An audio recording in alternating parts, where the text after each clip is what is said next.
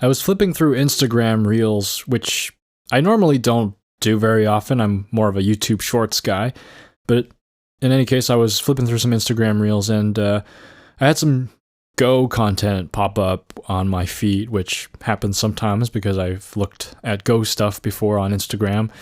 And I go to the comments, and the first thing I see is someone say, "Isn't that Comey from Warframe?"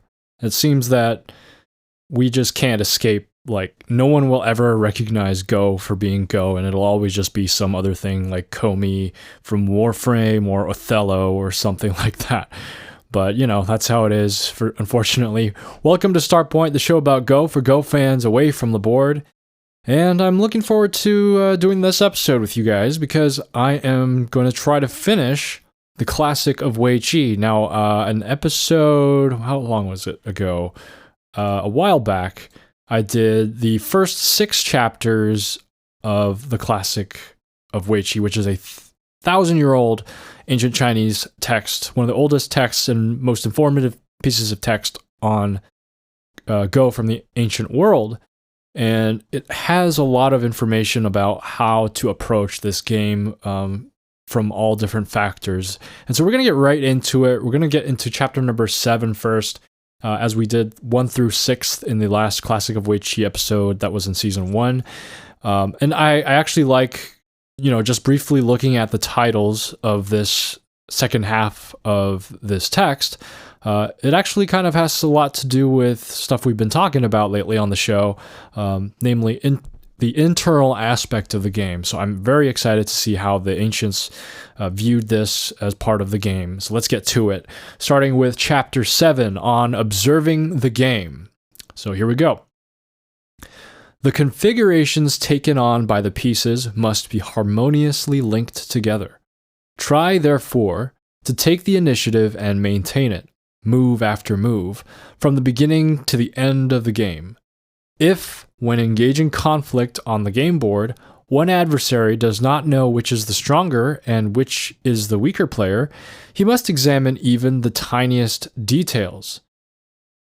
So it's advising that you should take initiative from the beginning and beginning to the end. And another way to put that, maybe a little more strongly, is to maintain sente, or maybe it's talking a little more about just a psychological initiative. I know that a lot of players like to play certain ways and certain moves for psychological reasons to be able to intimidate their opponent and keep them on their toes rather than letting their opponent choose what they want to do. Sometimes you want to play the move that just makes your opponent uncomfortable.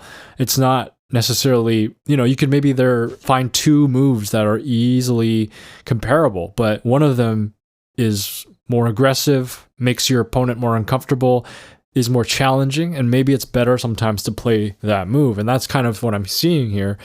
Let's continue on. So if you notice from the arrangement of the pieces that you are winning, you must take care to maintain your configurations. If, instead, you realize that you are losing, you must astutely invade larger territories. If your advance along the sides only allows you to survive, you will be defeated. The less you retreat when in difficulties, the greater your defeat will be. A desperate struggle to survive leads to many defeats. If 2 configurations are encircling each other, first, constrain your adversary from the outside.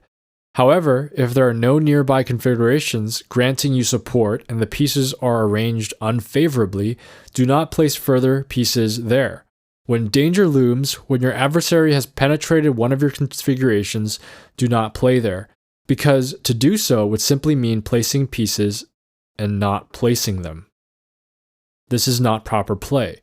I'm not sure what that means. So there's like a bunch of stuff here that sounds like good Go advice, but I don't fully grasp the meaning of.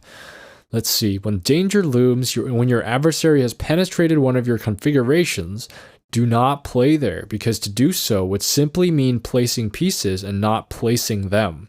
That part, I'm not sure if it's a translation thing, but it's kind of, it has a redundancy to it. But I think with the interpretation that I'm receiving from this is about not succumbing to an invasion by over-concentrating your stones in order to play and defend that invasion. is kind of what I'm seeing here, but I'm not sure. And then this is not proper play. Continuing, there are many ways of committing errors by yourself, but there is only a single path which leads to success. Many victories go to the player who knows how to observe the board properly. Well, this is an interesting paragraph here because it's like, it sounds like a lot of common sense in terms of Go. Things about just maintaining Sente and initiative, and making sure you maintain a lead by creating like the same status quo, or maintaining the status quo of the board if you're in the lead, and then disrupting things if you're behind. It sounds like a lot of Go common sense, but a lot of it also sounds like maybe I'm not fully grasping the depth of the advice written here. And finally, this chapter finishes off with, in the I Ching, it is written, "He who cannot see the way ahead must change. It is only by changing that connections may be made, and only thus may he live long."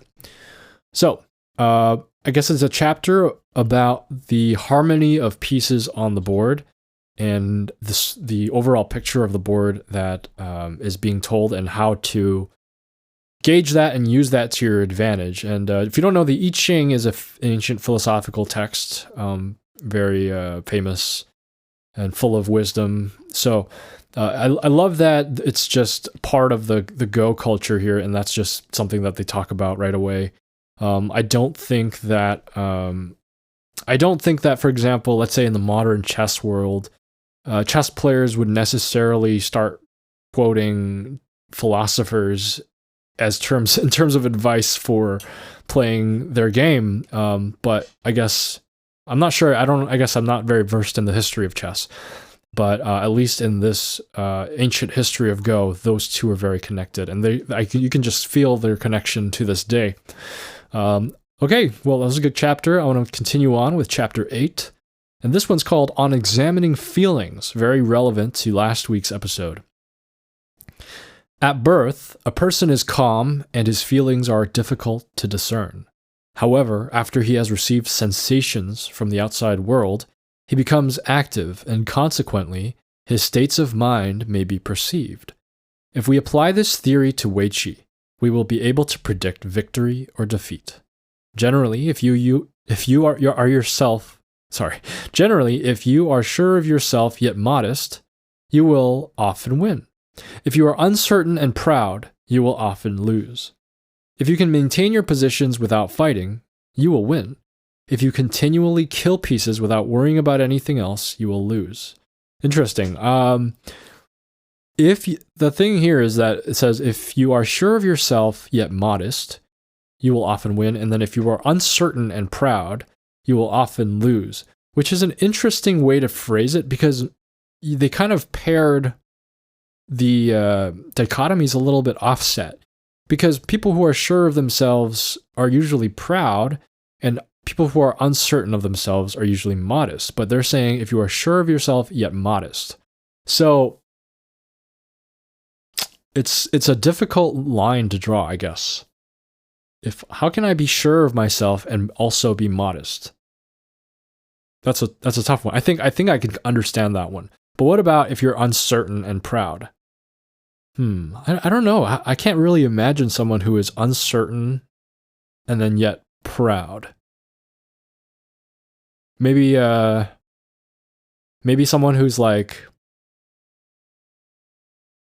not sure of their moves, but they're inflated in the ability that they think they have in the game. Continuing on, if after a defeat you reflect on its causes, you will improve your skill at the game, whereas if you flatter yourself on your victories, you will lose your ability. To seek the error in yourself and not blame others, therefore, is advantageous. I think this is a very good point, and the thing I think about sometimes when playing Go. It is a real test of character to be able to see the mistakes that you have, to admit modesty and humility, and not try to blame other things for why you may have lost the game, and really look at what you might have done wrong to lose the game. And if you can't approach and take those things head on, it'll be very hard to improve. And I see that all the time, I think. And a lot of people who are stuck in a certain way, a certain pattern of thinking, it's because they can't admit to themselves what weakness that they have, and they like to think of themselves as good in certain ways, and that blinds them to fixing their errors. And this isn't just about Go, but in life in general, that's just, human nature, honestly. It's very difficult for us to see our own flaws. Continuing on, I Ching. Insatiability leads to numerous defeats. Timidity to little success. Oh, I love how much of there's like balance in this. Like insatiability, like, don't be so aggressive. Don't try to like swallow everything. Don't be greedy. But then it says, being shy, being timid also is not going to have you succeed. You need to be certain, and you need to be steady and rational and move forward with a confident and yet humble approach, which is, I think, very much the Go journey. Continuing on, attacking the enemy without caring about the attacks which he may make on you is disadvantageous. Thinking is perfected by carefully observing the entire development of the conflict on the game board. If you are distracted by other matters, your mind will be confused. Skillful players correctly weigh up all aspects of the game. Unworthy players prepare themselves for battle in a superficial or incorrect manner. You are strong if you are really able to intimidate your adversary. Merely glorifying in the fact that he cannot attain your level is a sure way of being defeated. This reminds me of that one scene in Hikaru no Go where I don't remember what part of the show it was, but it was the Toya Meijin who was saying something like, I consider everyone a worthy opponent or a rival or something. And he was talking about kids. He was talking about like people who are considered not as nearly as skilled as him. And that just showed his approach to the game is not to belittle someone who is weaker than them and say, oh yeah, I should be able to beat. And this is, something I'm guilty of. I feel like when I face someone who is of a lesser rank than me, I can often think of myself like, oh, this should be a cakewalk. And, just kind of like not take it seriously. But that's the wrong way to do things. I should look at every game as something where I should treat it with care as if I was playing against someone my own level, because you never know. And people can beat you. People can surprise you, and you may slip up. And it's a good way to approach the game, to have a stable, steady approach that is grounded in humility. I also liked the comment here about skillful players being able to evaluate the entire board and how it develops. I think that's definitely the mark of an advanced player, is when they can start to see the relationships across the board. At a certain point, you're able to judge the local positions enough that you can kind of win the games through better local positions. But at a certain other point, you can then start to see how those local positions start to affect each other, and you're able to gauge slowly but surely what is happening on the entire board, so you know what you should be playing in context of the whole board rather than just the local position. Continuing. Unworthy players prepare themselves for a battle in a superficial or incorrect manner. Oh, sorry, I think I already read that part. You are strong. I actually like this part too. You are strong if you are really able to intimidate your adversary, because sometimes you just have that feeling of you have the edge, and it's not necessarily you have the better moves, but psychologically you're kind of being dominant in the game, and that goes a long way in Go. If you are competent, you will be able to make associations of ideas. If you only have one plan in your mind, you have little indeed. Abstain from making comments, but remain inscrutable, so that your adversary will not be able to guess your plans and will be in difficulties. Hey, that's what I say. So sometimes even in tournament play, I come across players who but they just can't help but make comments during the game. And it's not like things that are disruptive or anything like that. It's just more like, that was a bad move. Or even just recognizing the other player, like, oh, that was a good move. Or just kind of being exasperated and scratching your head or something like that, anything like that, and like being able to, or just expressing any kind of feeling about the game. I've always believed this. I guess it's a 1,000-year-old ancient advice that also agrees with me about remaining kind of stone-faced, like having a good poker face during the game. Don't make comments about your moves, and don't give away what you're feeling about the game, because I think that's a huge part of the game, to be able to, and this is obviously just gonna, it's mostly just over the board stuff. Online, you can't see what the other person's thinking. You can kind of feel it on the go board sometimes, or if they chat to you, which is, obviously very an intentional way of interacting with the other player and giving away your thoughts. But in a live game, person to person over the board, those bits of information I feel like are actually quite valuable during the game, and not knowing what your opponent is thinking about a certain situation, it's a challenge that you need to overcome. And once they tell you, hey, this is what I think of the situation, that challenge disappears. Now, I've already said, if it's a club casual game, it's actually more fun, I think, for you to comment on the moves and discuss during the game, because it's just kind of like, you don't get to do that normally, and it's good to be able to talk through certain things and find out what the other players think. But in a competitive environment, I absolutely agree with the classic of Weiqi here in abstaining, making comments, and being poker-faced. Continuing, if first you are agitated and then calm, without finding a proper equilibrium, you will irritate him. In Shijing, it is written, if others have something in mind, I will try to discover what it is. Okay, and that ends chapter 8. I also really liked the comment about having a singular plan being kind of a road to defeat, because I think that's one of the biggest lessons that Go teaches, is not being so strict about what you're trying to carry out in terms of your plan, because when you do that and you start getting more and more committed to this plan, and this plan starts to become more and more make it or break it, right? If you think that you can kill this group, and so you're going all in, this is your plan, and your plan for victory in this game is to kill this group, and you go and you make all these moves that would be bad moves if you can't kill the group, and then you end up not killing the group, and then what are you going to do then? You have to consider other possibilities, and you have to be open to other possibilities. So it's cool, because all this advice, it really starts to ring true, and it feels like Go has really just been a timeless game, because all this stuff, it makes sense, and it's been 1,000 years since this has been written, so it's really cool to read. And we're going to move on to chapter 9 now, on correctness and incorrectness. Some have stated Weiqi considers change and deceit as necessary, invasion and killing as technical terms. But is this not perhaps a false Tao? But I answer, not at all. In the I Ching, we may read, when an army is out on a mission, it needs well-defined rules. Otherwise, it is in danger. An army must never be deceived. False words and the path towards betrayal belong to the horizontal and vertical doctrine and the warring states.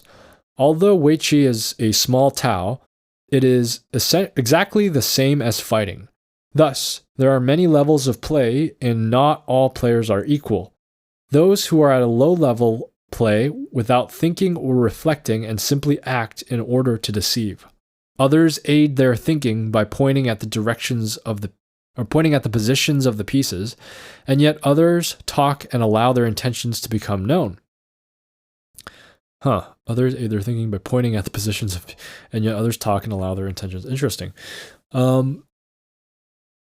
There's some difficult terms here that I don't understand, like the horizontal and vertical doctrine and the warring states. I don't know what that means. And then I assume small Tao kind of means like, it's my understanding like Tao or Tao is like the way in terms of Taoist philosophy or Taoist philosophy. And I guess Weiqi is a small Tao because it's just like a small board, small game. I'm not really sure. And then it's talking a little more about revealing your intentions here as well. But those who have reached a high level certainly do not behave like this. On the contrary, they think deeply and ponder on remote consequences, exploit the possibilities offered by the shapes which come into being as the pieces are laid down, and let their thoughts travel around the game board before putting down a single piece. They aim at conquest before conquest becomes manifest, preventing their adversaries from placing pieces even before they think of placing them. Do such skilled players base their method of play on talking too much and making frantic gestures? Zuozhuan states, "Be honest and not incorrect." Is that not precisely what we are talking about?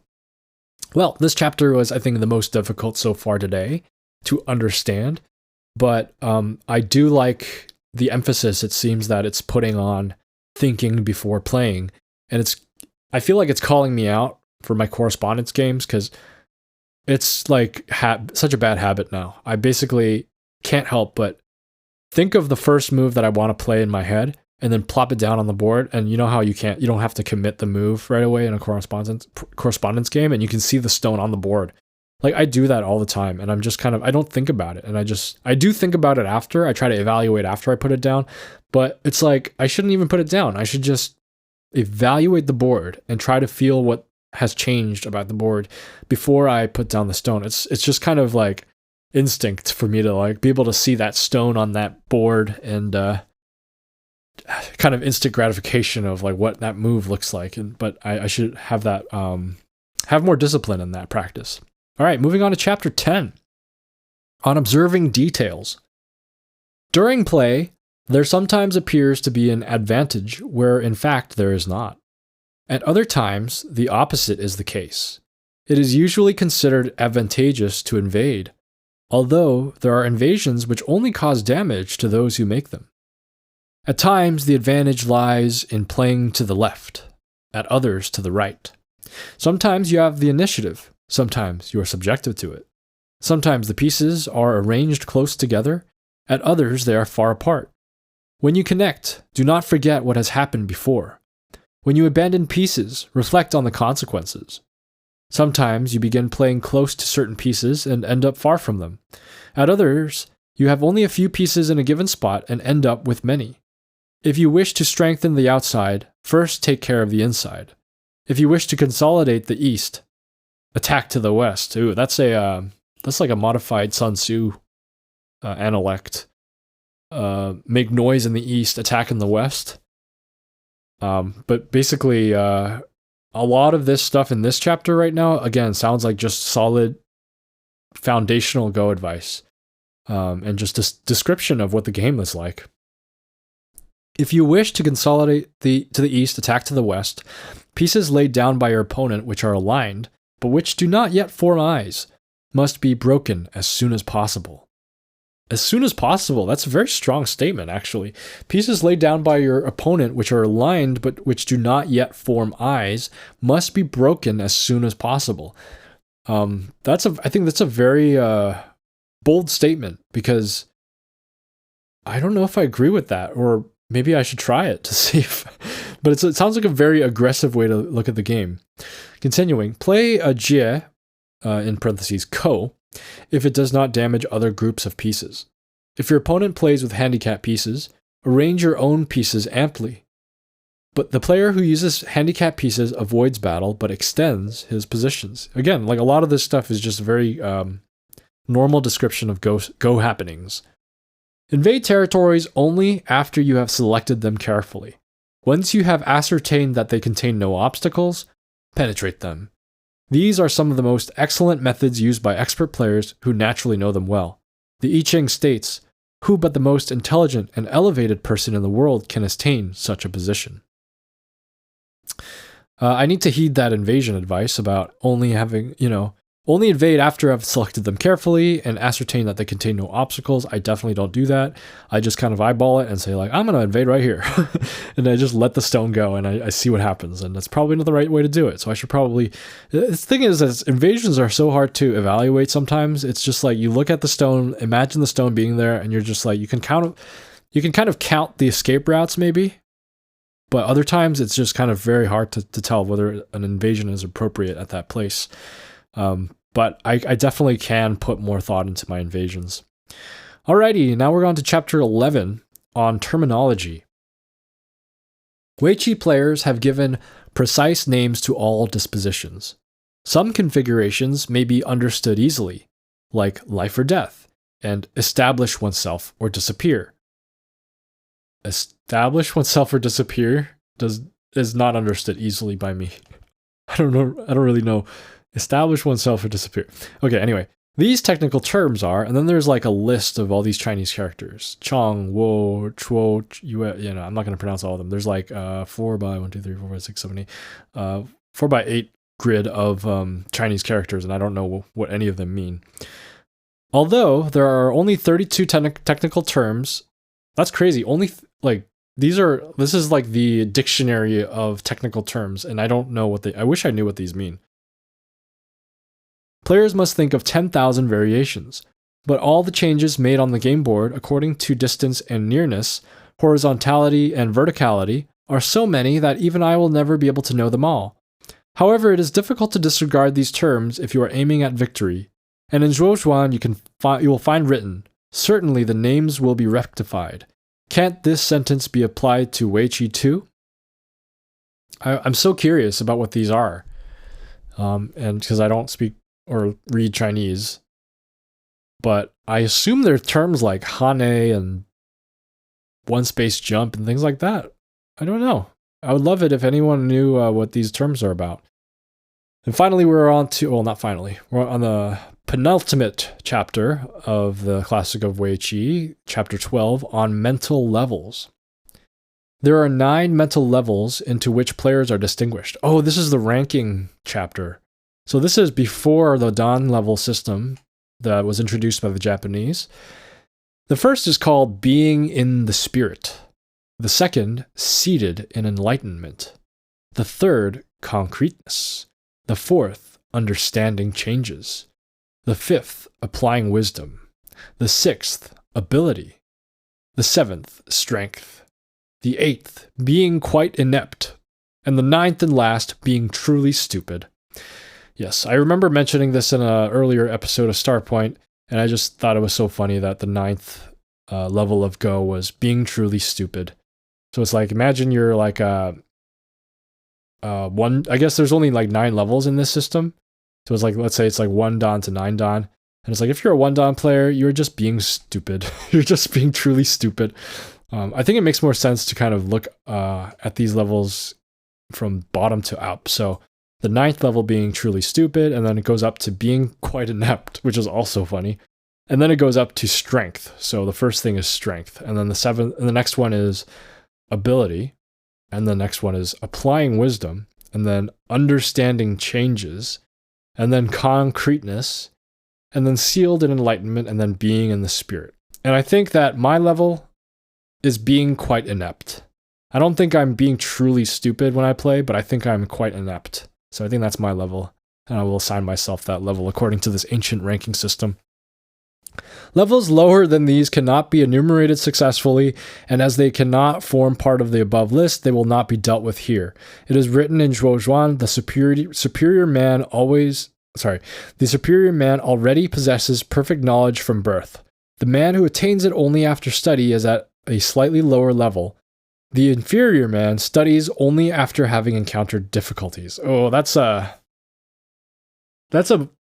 statement, if I ever saw one. The superior man already possesses perfect knowledge from birth. This is like God-given talent. So basically you start playing Go and you're just good already. And you're just like, it's like Go Sagan or something, right? Like he just is born into the Go world and suddenly he just dominates. And then the man who attains it only after study is at a slightly lower level. Plenty of Go professionals who have studied and labored very hard to get to the level that they're at. I'm sure, obviously people like Go Sagan have also studied, relentlessly, but just kind of, there is some division of talent and effort in this game. And then finally, the one who just studies after they encounter difficulties, and that's me. Like, I'm realizing I don't really study unless I'm like, I play a game and I'm like, darn it, that's part of the game that I'm not good at. I want to study that. And so I should be more proactive and just study more, just preemptively as prophylactic measures of getting better. So, and I also realized that in the levels of Go, I'm probably not even quite inept, because if these are Dan level ranks, I'm probably below being truly stupid. So, well, that's a happy thought. And then finally, chapter 13, miscellaneous. Let's see what this chapter has to say. It's a little bit of a longer chapter, so let's get started. On the game board, the sides are not as important as the corners, and the corners are not as important as the center. Playing a na is better than playing a yue, but playing a bai is better than playing a na. If your opponent plays a zhuo, answer with a yue. If he plays a za, your response should often be a zhan. This sounds like a game of like rock, paper, scissors. But I'm feeling like one of these is like respond to and attach with the hane. It's gotta be. One of these. It has to be. A large eye cannot overcome a smaller one. Oh, sorry. A large eye can overcome a smaller one. I was confused for a second there. A large eye can overcome a smaller one. A diagonal line is not as useful as a straight one. If two guan face each other, play a chu immediately. Do not undertake a zheng if there are enemy obstacles in your path. If an attack is not completed successfully, do not immediately play at that point again. That's a tough one. If you fail an attack and then you're just like committed, like to back off of that mess of stones that you left is just so painful sometimes. You just want to keep playing and just dig yourself a deeper hole. I wish I understood these words. I feel like this is good advice, but I don't know what it's saying. At the end of the game, a jiao pan susi, 4 pieces arranged in an L shape in the corner of the board, forming a territory comprising 2 free intersections, group will certainly be dead. Whereas jiqi, 6 pieces arranged in the corner of the board, enclosing a territory with 4 free intersections, and banliu, 13 pieces arranged so as to enclose a territory of 2 lines of 3 free intersections each. Groups will certainly be alive. Okay, so that's cool. There's so many things that I've been talking about in the past couple episodes, like the bed 4 in the corner that is being mentioned here in this ancient text. But then there's other living groups that they've mentioned as well. If it is struck in the center, a rose formation, 17 pieces enclosing 5 free intersections, of which the central one is adjacent to each of the other 4, will have practically no life left. If a cross formation, 4 intersections forming a square occupied by 4 pieces, 2 of each color, arranged so that no pieces next to one of the same color, is in a corner, do not try to capture it at first. When a handicap piece is played in the center, do not play a corner figure. Huh. It's interesting that they're trying to describe shapes on the board. I'm wondering why. I mean, maybe diagrams.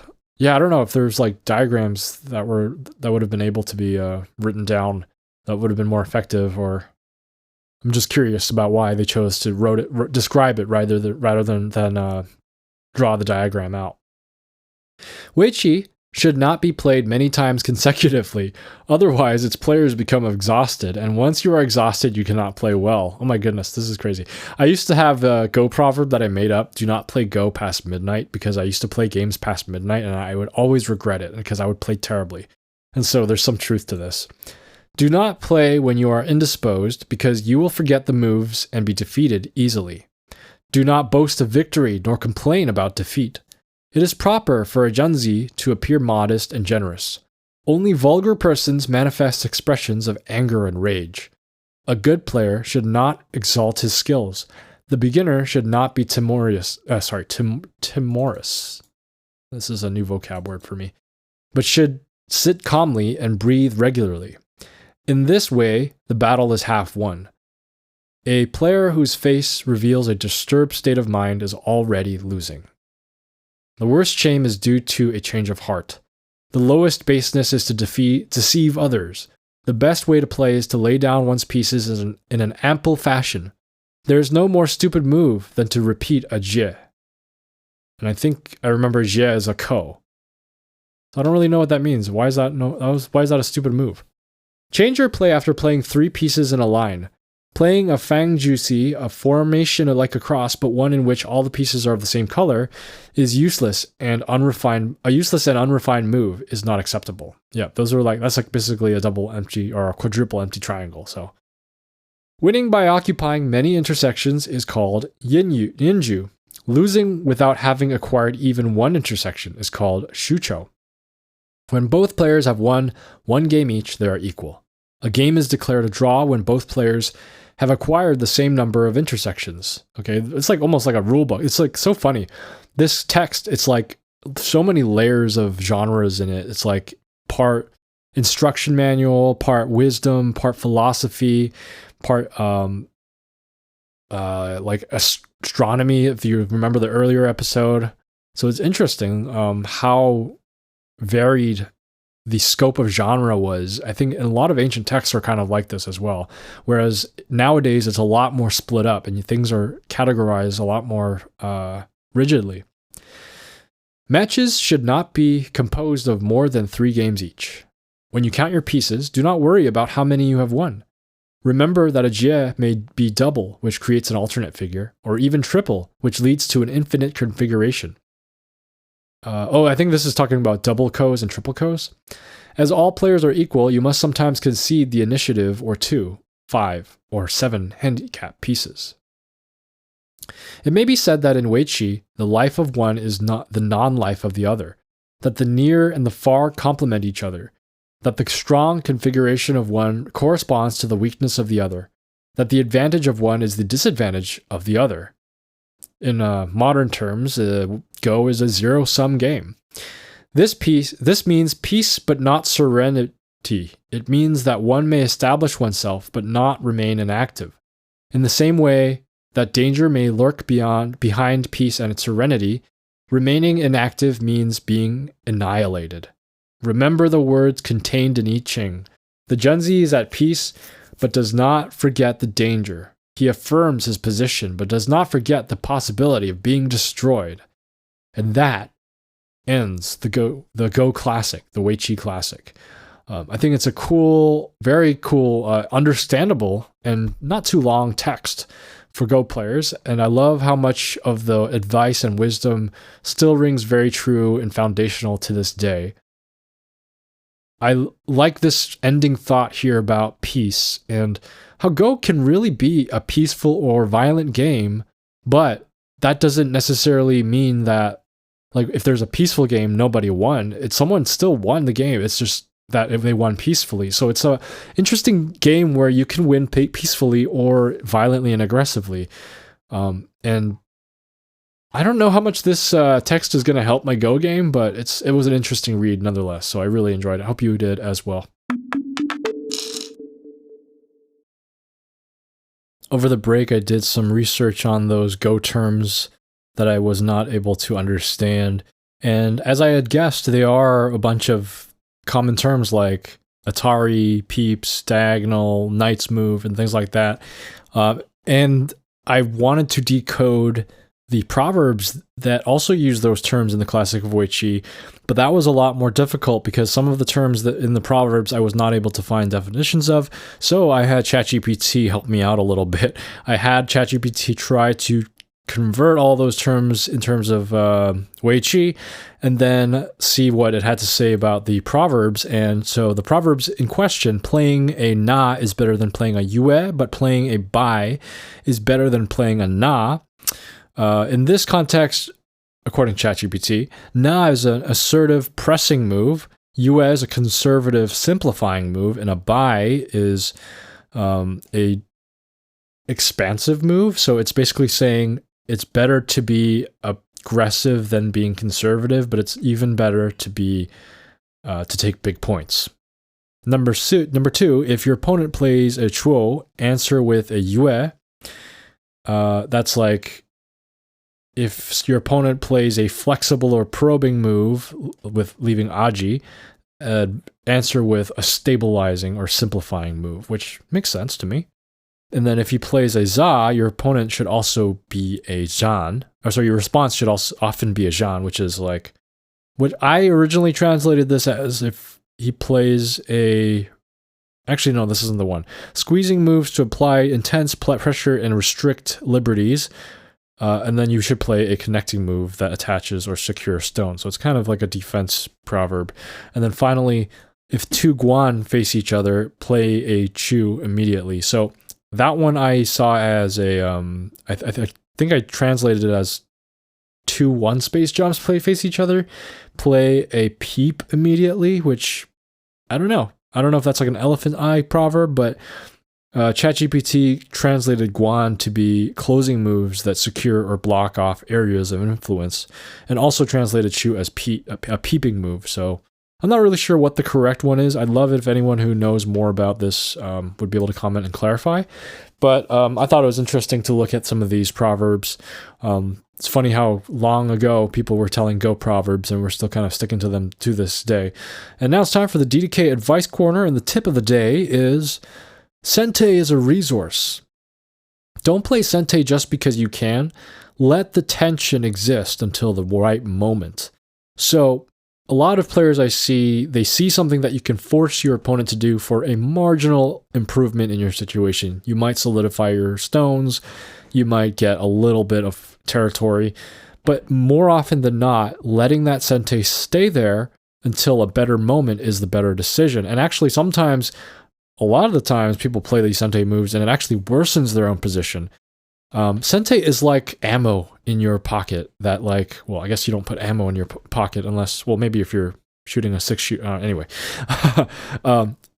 This is an option for you that you can trigger whenever you want, and oftentimes it's not right now that you want to do that. You want to use that later on, and you don't want to always use it right away, so you want to play the moves that are better, and go away. And so what? Let's say you're afraid that your opponent is going to nullify that Sente move, and they're going to fix their group so that you no longer have the option of pressing them with the Sente move. Hey, that's a Gote move. So whatever you play outside on the other part of the board, if you play that for free and your opponent's on Gote and you get to play another move on top of that, that's 2 free moves.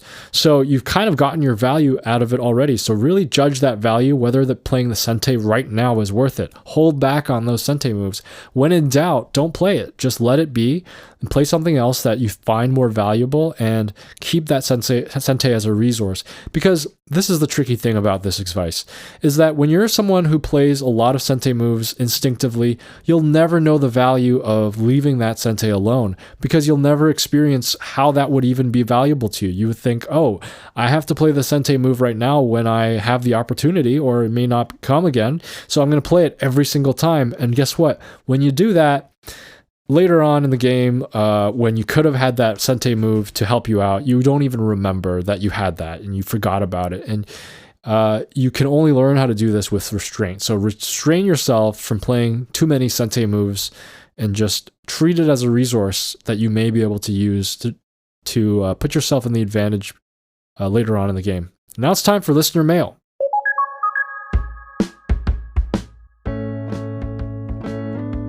Can you guys tell that I'm kind of sick?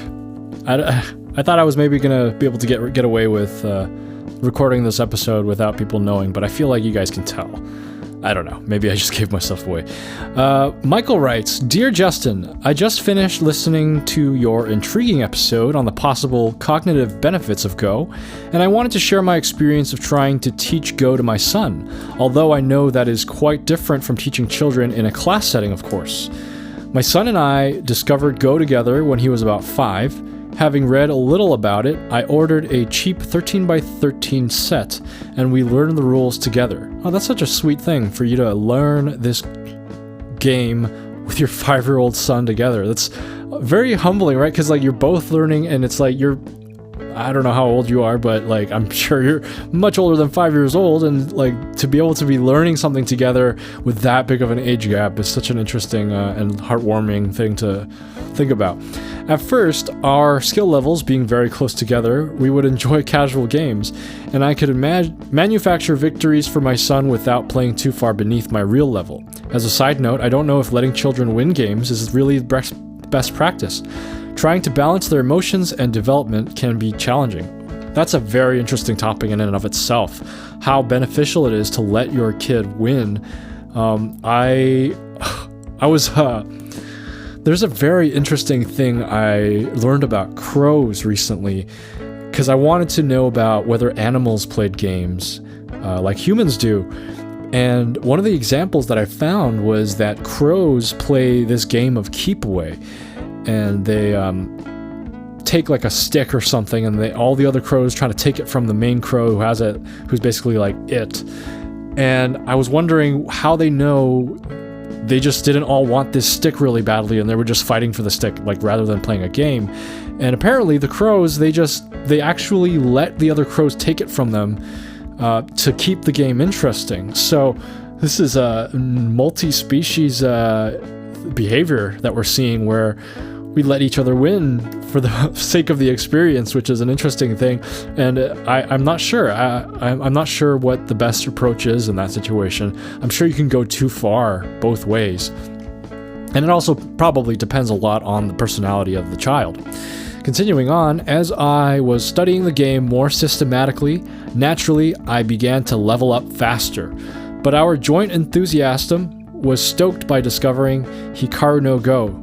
Y'all are too cute. It's like growing up together playing Go and and watching Hikaru no Go. We watched together at least up until Hikaru left his school Go Club, and I experienced the upsides and downsides of Hikaru. On the upside, my son loved it and wanted to play like Hikaru, and became interested in the 19x19 game as a result. On the downside, my son refused to take handicap to remedy the widening gap in our skill level because his hero, Hikaru, never used one. I tried to point out Hikaru had the advantage of a 1,000-year-old Go master living in his head, but to no avail. Hey, I mean, look, I feel like you can just I like even games. Honestly, I'm a even game enthusiast. I don't hate on handicap games. I think they're also very interesting, but I love the clean board, even though there's a skill gap. But it would be tricky for you to try to somehow make the game interesting and more even for the two of you. Eventually, the games between us became less and less competitive and engaging, and his interest waned. There is no active Go community where we live, and not being able to play against his peers was probably the deciding factor. If only there was a Go server for kids. Hey, it's called Fox. From the way I see it, all the moves that I've been seeing on Fox, they're a bunch of kids playing online on the other side. I don't know how I know, but like when I play against certain people, it's just, you can tell they're a child. Had I had more skill myself as a player and a teacher, no doubt I could have found a way forward. As it is, he still enjoys Life and Death Sumego, but we never play anymore. Aw, I mean, at least you got, hey, look, this chapter of your life may be ending this way, but you never know. Things come back and things reignite and spark, and I feel like you guys will have this for the rest of your lives to connect with. Still, I treasure the memories of the few months when we trod the paths of Go together. There isn't really a moral or any real insight in this story, but I thought I'd share our experience with the game nonetheless. In the years since, I found an app from the Korean Baduk Association designed to teach children Go. It came along a little too late for us, but if any parents out there are interested, it's called Let's Go Baduk School. It mostly drills in shape recognition and the like, with cartoon lessons and practical exercises. Sounds like a perfect app for my fiance. I will have to recommend that one to her. Speaking of fun applications, good segue, I was thrilled to hear, well, you put it in parentheses and it made it sound like I was complimenting your segue, which you were complimenting your own segue, but I will also give you my compliments. Good segue. I was thrilled to hear that you had picked up the Hikaru no Go game for the Game Boy Advance. Did you ever get it to work? Thanks for working so hard on this podcast. It is really so great. All the best, Michael. Thanks so much, Michael, for your comment. It was amazing to read all that. I love this kind of personal story stuff that I get sometimes in listener mail. And yes, update on that. I actually got it to work. I replaced my DS battery, got a charger, and looks like the DS is in working shape, so I got it to work, and I got to I want to play more before I do an episode on this. I haven't been able to play too much, but I got to like the tutorial, and there's a ton of tutorial content. It's like I'm trying to read more of it, and the thing is, it's in Japanese, so I'm holding my smartphone over it with the Google Translate on it, and I have to like move the camera off and on the screen again every time the text changes, because it's not like a continuous scan. And so it takes a while, but it's really interesting, and I can't wait to talk to you guys about it. And I'm gonna try to play more of it and see how far I can get, and give you guys more updates on that. But anyway, thanks again, Michael. That was an awesome listener mail. Counting TLS or TLs. That's right. I was taught at a very young age with the 4 arts. Some used 6 or 7. Music, for me, it is piano, Weiqi, calligraphy, and painting. Ancient texts, classical and Chinese, and math by my grandpa.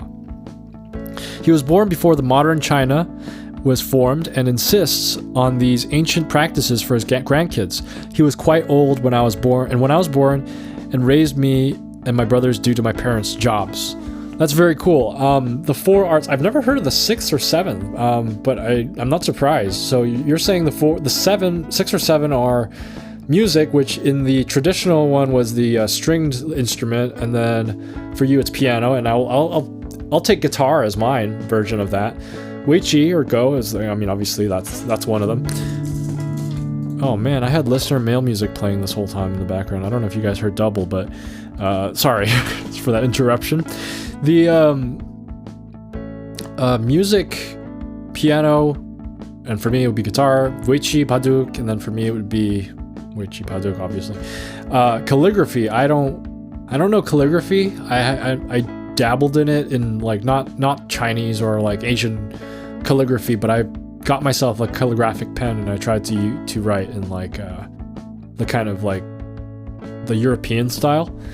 But I'm garbage at that, and that's not something I practice. Painting, I mean I have dabbled in like art. I can draw a little bit. I'm in a design profession, so I have that.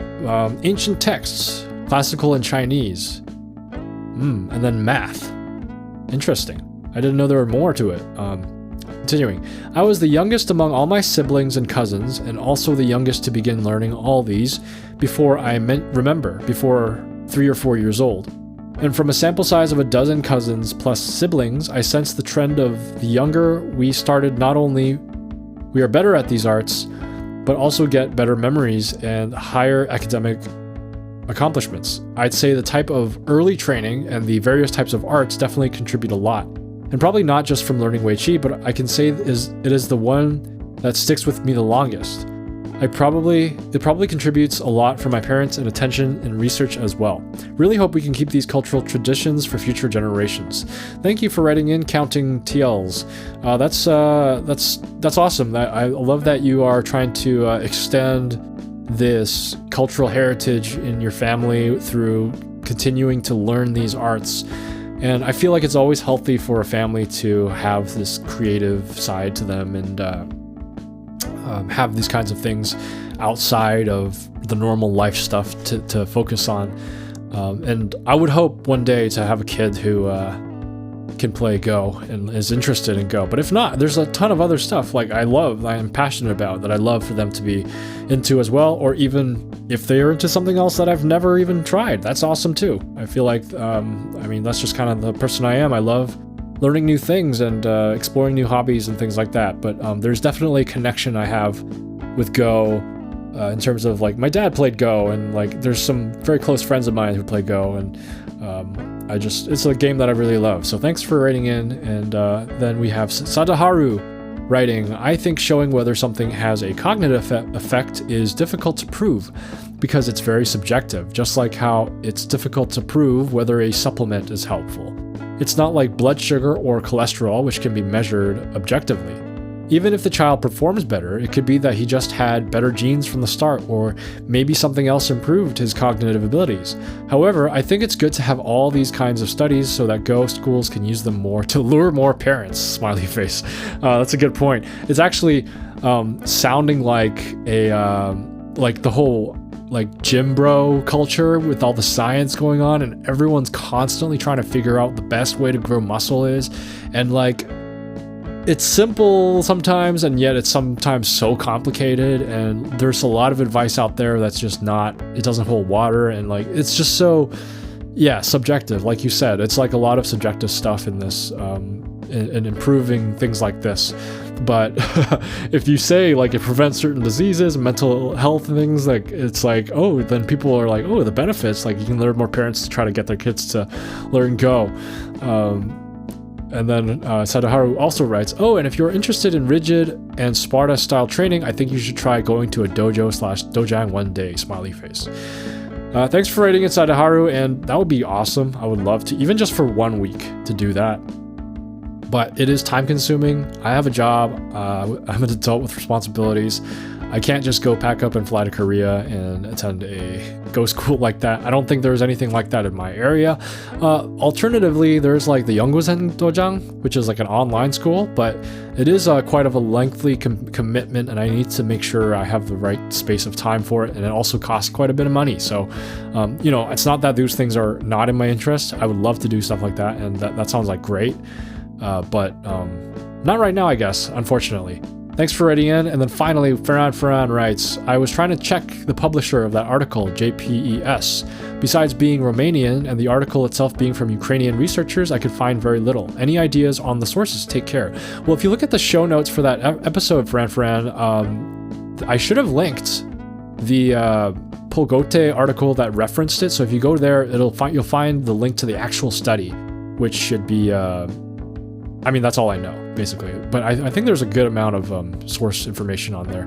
Thanks for writing in. And then finally, we got the question of the week, which is, what part of the Classic of Weiqi that we read about spoke to you the most? Did it make sense to you? And what did you think of it in general? I'd love to know your thoughts on that question. So if you want to write in, or you have a Go story to share, or you have a question you want to ask me, comment on YouTube or Reddit for this episode, or you can email me directly at starpointpaduk@gmail.com. That's starpointbaduk@gmail.com. If you're a YouTube listener, I would love you liked and subscribed if you appreciated the episode. And if you're a podcast listener, reviews and ratings also help. A very, very, very special thank you to Jeffrey H., James B., and John M.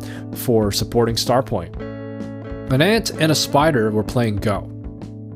They were being watched by an old master who said that the ant was sure to be the loser. Sure enough, the ant fell over and died during the game. A student asked the master how he knew that the ant would lose and the spider would win. And the master said, I'm flubbing this, man. The master says, 6 dies and 8 lives. Why can't I speak? I hope you understood that. Thanks for listening. Keep playing Go.